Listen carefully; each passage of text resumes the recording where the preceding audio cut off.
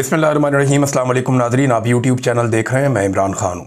सबसे पहले इमरान खान साहब ने जो स्टेटमेंट दिया वो शाकार, जिसका सबको इंतज़ार था, क्योंकि पिछले वीलॉग में हमने जो बताया आपको वो था जो इमरान खान साहब की बहन ने बाहर आकर बताया। लेकिन फिर जो सारी तफसीलात याद करके एक एक लफ्ज़ इमरान खान साहब की टीम इकट्ठा करती है और इकट्ठा करने के बाद उसको उनके ट्विटर हैंडल पर जारी करती है। तो इमरान खान साहब का जो स्टेटमेंट है, और इसको आप ये कह सकते हैं कि अब तक का इमरान खान साहब का सख्त तरीन स्टेटमेंट उस महीने में आया जिस महीने में आसिम मुनीर साहब उम्मीद कर रहे हैं कि उन्हें एक एक्सटेंशन मिल जाएगी या वो अपनी नौकरी के अंदर तौसीह करवा पाएंगे। उसी महीने में इमरान खान साहब का एक बहुत सख्त स्टेटमेंट आया। 3 तारीख को स्टेटमेंट आया और आपको पता है कि 29 तारीख को आर्मी चीफ तब्दील होता है नवंबर की। बहरहाल इमरान खान साहब ने क्या कहा, पहले ये सुनिए। मुल्क में इस वक्त आइन और कानून की नहीं, आसिम लॉ की हुक्मरानी है। आसिम मुनीर तारीख का जालिम तरीन डिक्टेटर और जहनी मरीज़ है। इसके दौर में जितना जुल्म हुआ उसकी मिसाल नहीं मिलती। इसके दौर में औरतों का लिहाज किया गया, ना बच्चों का, और बुजुर्गों पर रहम ना खाया गया। आसिम मुनीर अपनी कुर्सी की हवस में कुछ भी कर सकता है। इस वक्त मुल्क में सिर्फ एक शख्स आसिम मुनीर का हुक्म चल रहा है, जिसकी वजह से मुल्क से इखलाकियात का जनाजा निकल गया है। इस दौर में जिस तरह आम आवाम का कत्लेआम किया गया, ऐसा कभी नहीं हुआ। 9 मई, 26 नवंबर आज़ाद कश्मीर और मुरीद के सानेहात ताकत के इस अंधे इस्तेमाल की बदतरीन मिसालें हैं। जिस तरह निहत्ते शहरियों पर गोलियां बरसाई गईं, ये किसी महज़्ज़ब मुआशरे में सोचा भी नहीं जा सकता। ख़वातीन पर जितना जुल्म आसिम मुनीर के दौर में हुआ, ऐसा पहले कभी नहीं हुआ। डॉक्टर यास्मीन राशिद बुजुर्ग और कैंसर सर्वाइवर हैं। इनको सिर्फ इसलिए जेल में डाला हुआ है क्योंकि उन्होंने तहरीक इंसाफ छोड़ने से इनकार किया। बुशरा बेगम को भी सिर्फ इसलिए कैद तन्हाई में रखा हुआ है ताकि मुझ पर दबाव डाला जा सके। ये कहाँ का कानून है कि जिन्होंने तहरीक इंसाफ छोड़ दी उनके लिए आम माफ़ी, और जो मेरे नज़रियात का साथ देते रहे उन पर हर तरह का जुल्म और जबर। हम गुलामी कबूल करने पर मौत को तरजीह देते हैं। आसिम मुनीर मुझ पर और मेरी अहलिया पर हर तरह का जुल्म कर रहा है। ऐसा जुल्म किसी सियासी रहनुमा के अहले खाना के साथ नहीं किया गया। मैं एक बार फिर वादे करना चाहता हूँ, ये चाहे कुछ भी कर ले, ना ही मैं झुकूंगा और ना ही इनकी बैत करूँगा। मेरा कौम के नाम पैगाम है कि जो कौमें या मौत या आज़ादी इस जैसा टोक और बेबाक नज़रिया अपनाती हैं, उन्हें हकीकी आज़ादी के हुसूल और तरक्की से कोई नहीं रोक सकता। ऐसी उसूल पसंद कौमें ही सुरखरू होती हैं। मैं वादे करना चाहता हूं कि तहरीक इंसाफ ने ना फॉर्म 47 हुकूमत से मुज़ाकरात करेगी, ना एस्टेब्लिशमेंट से। ऐसी कठपुतली हुकूमत से मुज़ाकरात का तो वैसे ही कोई फ़ायदा नहीं, जिसका वज़ीर आज़म ही पूछ के बताऊंगा कि तहत चल रहा हो। मुज़ाकरात इसलिए भी बेसूद है कि जब भी हमने मुज़ाकरात किए, हम पर सख्तियाँ और जुल्म मज़ीद बढ़ा दिया गया। इस वक्त सारी ताकत वैसे भी एक फ़र्द वाहिद यानी आसिम मुनीर के पास है, जो अपनी कुर्सी की खातिर किसी भी हद तक जा सकता है। मुज़ाकरात के हवाले से फ़ैसला हमारे तहरीक तहफ़्फ़ुज़ आईन पाकिस्तान के इत्तेहादी महमूद खान अचकज़ई और अल्लामा राजा नासिर अब्बास करेंगे। तहरीक इंसाफ के तमाम ओहदेदारों, पार्लियामेंटेरियंस, ILF और सीनियर वकला को हाई कोर्ट्स जाना चाहिए और वहाँ से तारीख लिए बगैर ना उठें। ये इमरान खान साहब ने सख्त ताकीद की है कि जो तहरीक इंसाफ के पार्लियामेंटेरियंस हैं, MPs, MNA, सेनेटर्स, वो भी, और जितने ओहदेदारान हैं वो सब भी, और ये जो ILF के लोग हैं, जितने वकील हैं पाकिस्तान तहरीक इंसाफ से ताल्लुक़ रखने वाले, वो भी, और सीनियर वकला, इन्हें हाई कोर्ट्स जाना चाहिए और वहाँ से तारीख लिए बगैर ना उठें, क्योंकि मेरे और बुशरा बेगम के मुकदमात की तारीखें ही नहीं दी जा रही और जानबूझकर मुकदमात को तवालत दी जा रही है ताकि हम जेल से बाहर ना आ सकें। सब जानते हैं कि इन मुकदमात में कुछ नहीं रखा और आखिरकार इन्होंने ज़मीन बोस ही होना है, लिहाजा इनको समात के लिए मुकर्रर ही नहीं किया जा रहा। ये इमरान खान साहब ने अपनी पार्टी को ताकीद की है। अब सोशल मीडिया इसके ऊपर निगरानी करेगा, आप देख लीजिएगा आज से, क्योंकि बड़ा क्लियरली और कैटेगोरिकली इमरान खान साहब ने कह दिया। गंडापुर साहब के दौर में ये नहीं होता था। गंडापुर साहब पे बहुत तनकीद हुई इस बात को लेकर कि लोग ना अडियाला जेल के बाहर पहुँचते हैं और ना अदालतों में पहुँचते हैं। तो इमरान खान साहब के केसेस के हवाले से इतनी नरमी क्यों है? लेकिन अब क्योंकि ये इम्तिहान आ गया सुहेल अफरीदी का, तो देखते हैं कि वो इसके ऊपर किस तरह की हिकमत अमली बनाते हैं, किस तरह लोगों को भेजते हैं और कैसे फैसिलिटेट करते हैं। सलमान अकरम राजा के ऊपर जो पाकिस्तान तहरीक इंसाफ छोड़ जाने वाले लोग थे, वैसे मैं हैरान होता हूँ कि वो अपने मुंह से कहते हैं कि हमें एस्टेब्लिशमेंट ने डंडे मार मार के पाकिस्तान तहरीक इंसाफ छुड़वाई है। यानी उन्हें पाकिस्तान तहरीक इंसाफ छोड़ने पर मजबूर किया एस्टेब्लिशमेंट ने, लेकिन वो लड़ाई करते हैं तहरीक इंसाफ से। भाई जिन्होंने आपको डंडे मार के आपसे पार्टी छुड़वाई है, आप उनसे गिला करें ना कि यार हमारे साथ आपने ज्यादती की है, आपने हमारे साथ जुल्म किया है, तो आप जवाब दें। और बजाय उनको पूछने के, वो जो लोग पीछे बच गए हैं उसके अंदर पीटीआई में, वो उसके साथ लड़ते रहते हैं। सलमान अकरम राजा पर मुकम्मल एतमाद है। इमरान खान ने कहा पार्टी से मुताल्लिक तमाम हदायत और मुलाकात की लिस्ट सलमान अकरम राजा के ज़रिए ही भेजी जाएंगी। सलमान अकरम राजा की जिम्मेदारी है कि वो तमाम हदायत पर अमल दरामद करवाएं।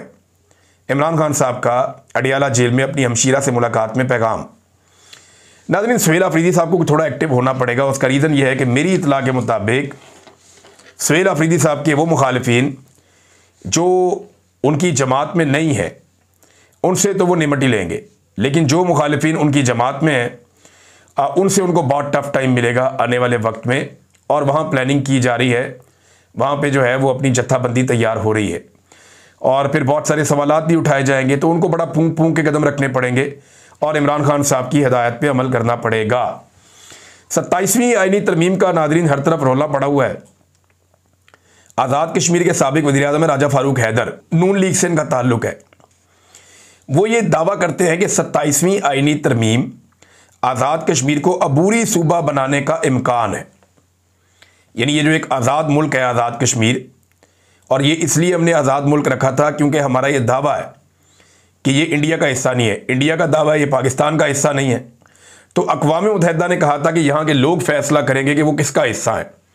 तो हमने अपने इस केस को मजबूत रखने के लिए आज़ाद कश्मीर को एक अलग हैसियत दी थी, आज़ाद हैसियत। लेकिन ये नून लीग के फारूक हैदर साहब कह रहे हैं और बड़ी अजीब बात कर रहे हैं कि 27वीं आईनी तरमीम कश्मीर को अबूरी सूबा बनाने का इम्कान है।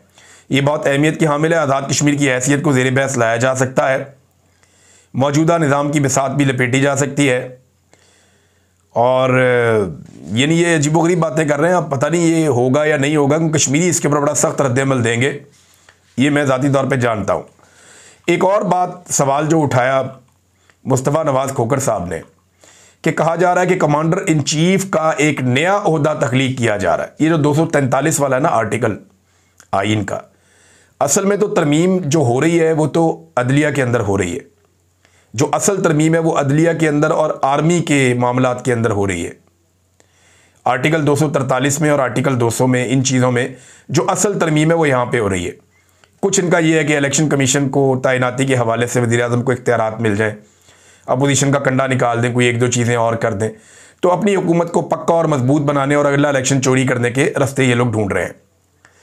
असल तरमीम ये है, ये 18वीं तरमीम की जो चंद चीज़ें आई हैं इन पे कंप्रोमाइज़ हो जाएगा पीपल्स पार्टी का और इस्टेब्लिशमेंट का, और वो चीज़ें लाई सिर्फ इसलिए गई हैं ताकि जरदारी ख़ानदान को एक फेस सेविंग दे दी जाए। वो ऊंची आवाज़ में 2-4 तकरीरें करेंगे, रोला डालेंगे, भाग दौड़ करेंगे, मुज़ाकरात करेंगे, बातें करेंगे। फजल रहमान को फेस सेविंग मिल रही है, उन्होंने भी बड़ा रोला डाला कि 18वीं तरमीम को किसी ने देखा भी तो ये कर दूंगा वो कर दूंगा।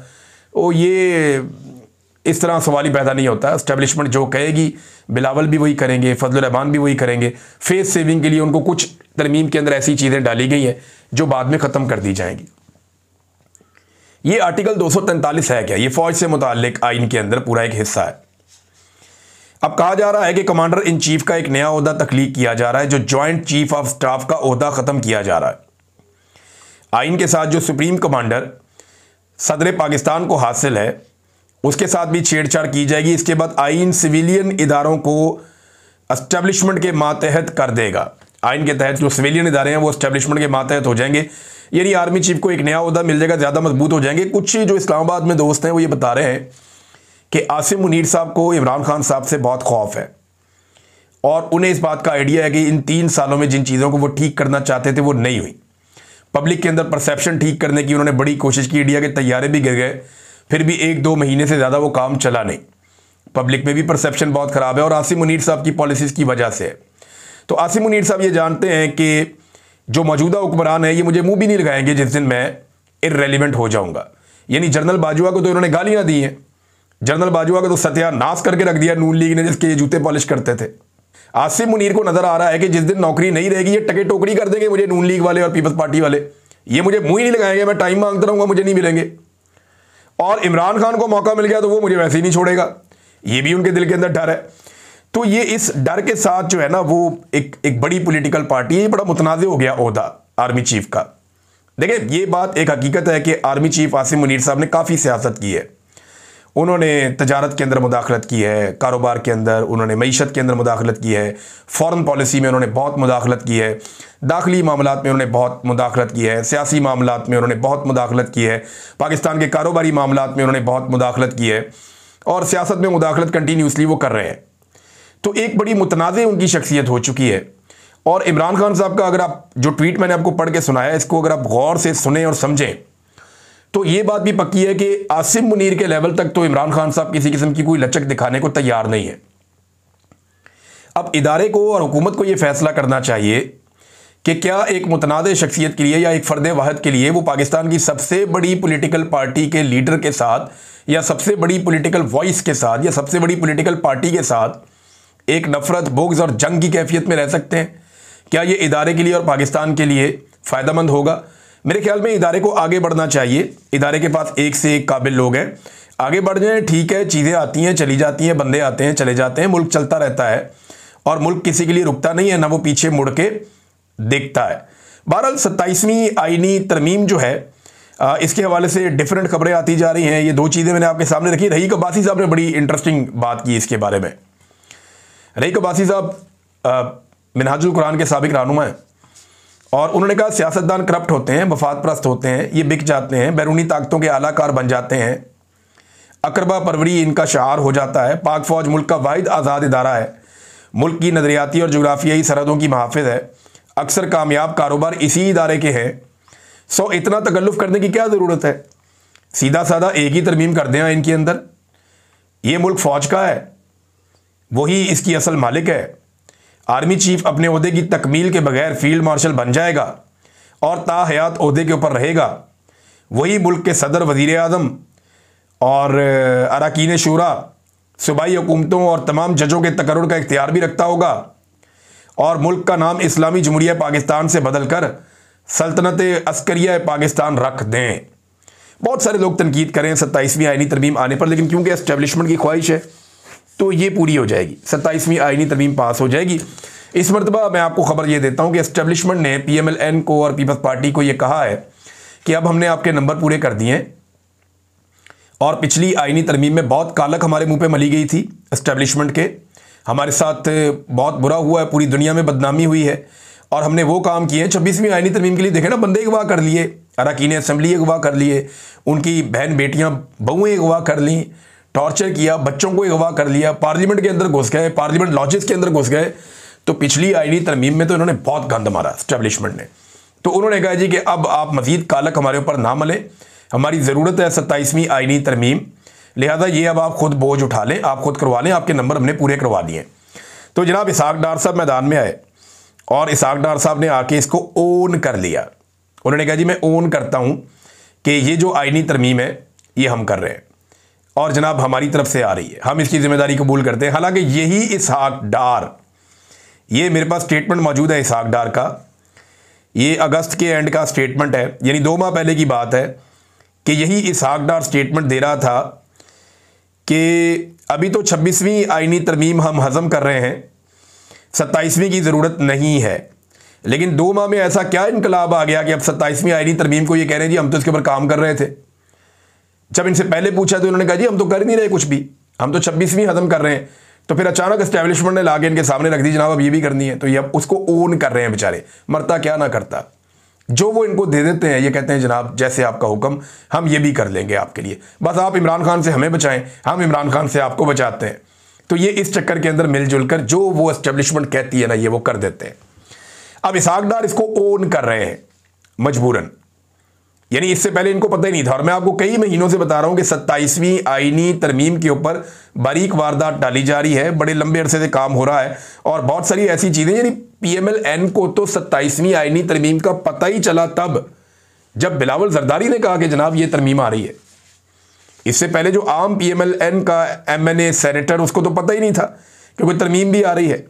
यहां आप नवाज शरीफ का एक स्टेटमेंट इस मौके पे अगर आप देखें तो उसको शहबाज शरीफ के एक स्टेटमेंट के साथ मिलाकर पढ़ें। शहबाज शरीफ साहब कहते हैं कि मैं बहुत सारे राज अपने साथ कब्र में लेकर चला जाऊंगा। ये शहबाज शरीफ ने कहा कि बहुत सारे राज अपने साथ कब्र में लेकर चला जाऊंगा। नवाज शरीफ ने कहा दिल में तूफान है लेकिन बहुत सी बातें नहीं कर सकता। कितनी बेबसी है दोनों भाइयों की। देखें, एक तरफ एक आदमी है जो हकीकी आज़ादी की जंग लड़ रहा है, खुल के बात करता है, सच बोलता है और वो अपना बयानिया खुद बनाता है। दूसरी तरफ दो भाई हैं, दोनों इतने मजबूर हैं, बेबस हैं। एक वज़ीर आज़म 3 मरतबा रह चुका है, एक दूसरी मरतबा वज़ीर आज़म बनाया गया है।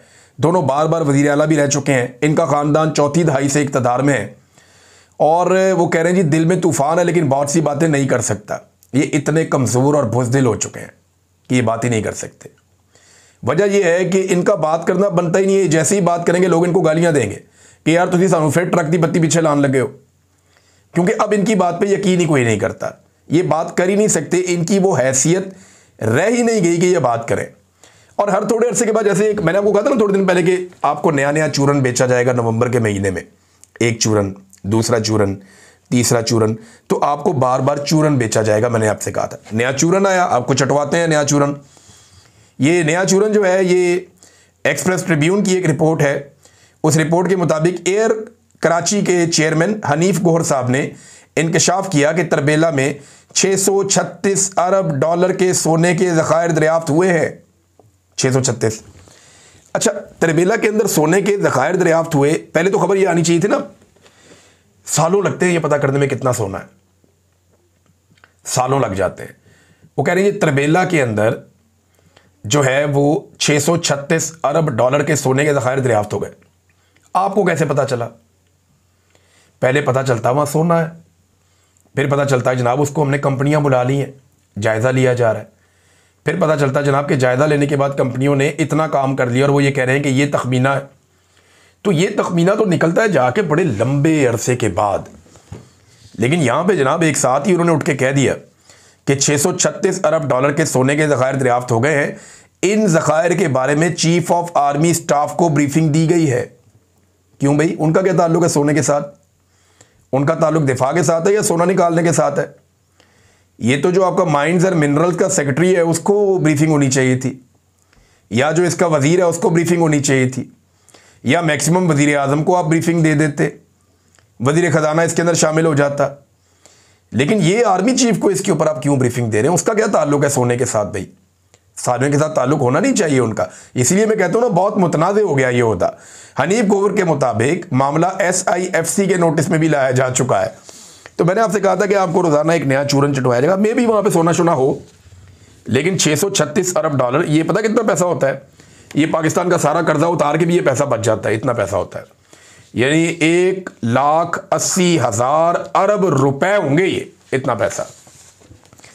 तो जनाब इतने ज़्यादा पैसों का तो नहीं सोना निकला है, और उनको तखमीना भी हो गया, अंदाज़ा भी हो गया। ये आपको चूरन चटा रहे हैं एक के बाद एक, और यानी इनकी कहानियाँ सुनने वाली होती हैं।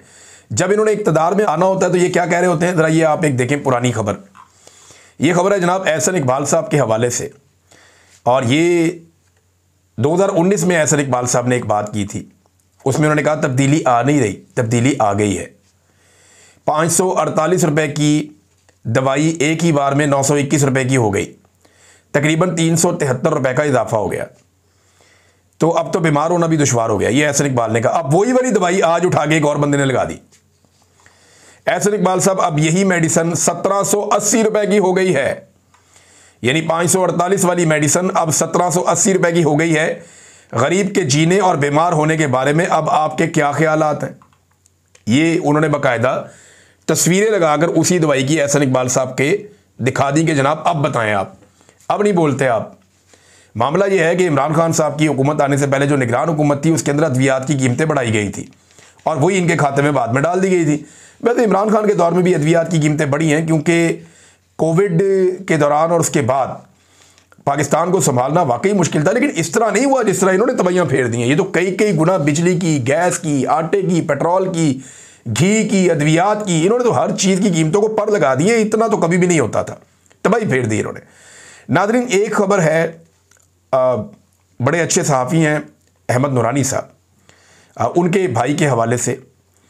उनके भाई को बाजियाब हुए 5 माह हो गए हैं। उनके भाइयों को अगवा कर लिया गया था जब उन्होंने खबर दी थी। उस खबर के नतीजे में पहली बार उनका भाई मंजर-ए-आम पे आया और इस्लामाबाद हाई कोर्ट में गया कि जनाब मेरा पासपोर्ट कंट्रोल लिस्ट से नाम निकालें, मैंने ट्रैवल करना है। अपनी वालदा के हमरा वो आया था और मीडिया के साथ बैठ के उसने बड़ी जज्बाती गुफ्तगू की। उसने कहा मेरे भाई की सहाफ़त से मेरा कोई ताल्लुक़ नहीं है, मुझे बाहर जाने की इजाज़त दें, मैं अपनी ज़िंदगी गुजारना चाहता हूँ। मेरा फ्रीलांस काम 7 माह में ख़त्म हो चुका है, मेरी ज़िंदगी अजीरन बना दी गई है। मैं मोहम्मद अली हूँ, मैं इलेक्ट्रिकल इंजीनियर हूँ। मेरे साथ 6-7 माह पहले जो कुछ हुआ वो आप जानते हैं। मैं सहाफ़ी अहमद नूरानी का छोटा भाई हूँ। मेरा अहमद नूरानी के काम के साथ सहाफ़त या किसी किस्म की सियासत से कोई ताल्लुक़ नहीं है। मैं इंजीनियर के तौर पर काम करता रहा हूँ, फ्रीलांसर के तौर पर 2-3 साल से काम कर रहा हूँ। मेरे लापता होने की वजह से मेरा सारा काम बहुत ज़्यादा मुतासिर हुआ, बंद हो गया। मेरी मोबाइल डिवाइस जिसमें प्रोफेशनल डाटा था वो भी वापस नहीं किया गया। मेरे अकाउंट बंद करवाए गए, फिर अदालत के हुक्म पर खोले गए तो कुछ वक्त के बाद दोबारा बैंक अकाउंट बंद कर दिए गए। सऊदी अरब का वर्क वीज़ा लिया, तकरीबन 9 लाख रुपए खर्चा आया। मैंने 1 लाख रुपए का टिकट बुक करवाया, FIA की जानिब से मुझे ऑफलोड कर दिया गया। 8.5 घंटे मुझे हिरासत में रखा गया, इदारों की जानिब से धमकियां दी गई और मुझे पानी तक नहीं दिया गया। ऑफलोड की स्टैंप लगाकर मुझे ऑफलोड कर दिया गया। अब मैं हाई कोर्ट में आया हूं जनाब। वो कहते हैं जी मुश्किलात का सामना किया, मैं इस पर बात ही नहीं करना चाहता। मेरे साथ जो हुआ इसकी वजह से ज़हनी और फिजिकली मैंने बहुत मुश्किलात का सामना किया है। मेरे साथ ये जुल्म क्यों किया जा रहा है मुझे ये बताया जाए, मेरा नाम इस लिस्ट से हटाया जाए। मैं अपनी ज़िंदगी गुजारना चाहता हूँ, मेरी फैमिली के भी बैंक अकाउंट बंद है। अगर मैं यहाँ नहीं कर सकता तो बाहर जाने की तो मुझे इजाज़त दी जाए। वो बेचारा बड़े दुखी दिल के साथ, बड़ी तकलीफ़ के साथ बात कर रहा था। इस रियासत को शर्म भी नहीं आती और तरस भी नहीं आता। बहुत ही जालिम लोग हैं, लोगों के साथ ये किस किस्म की हरकतें कर रहे हैं। नाज़रीन, ताहिर अशरफी साहब ने एक स्टेटमेंट दिया, उसका एक जवाब आया है और जवाब जो है ना वो देने वाली शख्सियत बड़ी ज़बरदस्त है। सैयद मुस्तफ़ीन काज़मी साहब, ये वो वकील साहब हैं जिनके ऊपर काजी फ़ायद ईसा साहब के ऊपर तनकीद करने के बाद बहुत खौफनाक टॉर्चर हुआ था और ये बड़ी प्रॉब्लम में चले गए थे। तो क्योंकि ताहिर अशरफी साहब ने कहा कि उलमा का ज़मीर खरीदना किसी के बस की बात नहीं है, तो इन्होंने ताहिर अशरफी साहब को जवाब क्या दिया ये देखें। बिल्कुल सही, उलमाए हक का ज़मीर खरीदना नामुमकिनात में से है, मगर तुम्हारा इस बात से क्या ताल्लुक है? तुम तो आर्मी एस्टेब्लिशमेंट के बहुत पुराने टाउट हो, ज़र खरीद गुलाम हो। तुम तो दुनिया की वो वाहिद अशरफी है जिसका वजन 2 टन और कीमत 2 टके की है। तुम तो एक बोतल की मार हो, सऊदी यहूदी हुकूमत के वजीफ़ा ख्वार भी हो। ये बहुत सख्त तनकीद की है ताहिर अशरफी साहब पे सैयद मुस्तफ़ीन साहब ने। ताहिर अशरफी साहब वैसे एस्टेब्लिशमेंट की गेम उठा के रखते हैं, तो बात बड़ी ठीक है उनके बारे में। हर दौर के अंदर हुकूमत का हिस्सा बन जाते हैं और वो इक़्तिदार की मसनद पे रहना चाहते हैं और इसके लिए वो अपने गल्फ़ में ताल्लुकात भी इस्तेमाल करते हैं। ऐसा हम बड़े लंबे अरसे से जानते हैं। अब तक के लिए इतना ही। अपना ख्याल रखिएगा, अपने इस चैनल का भी। अल्लाह हाफ़िज़।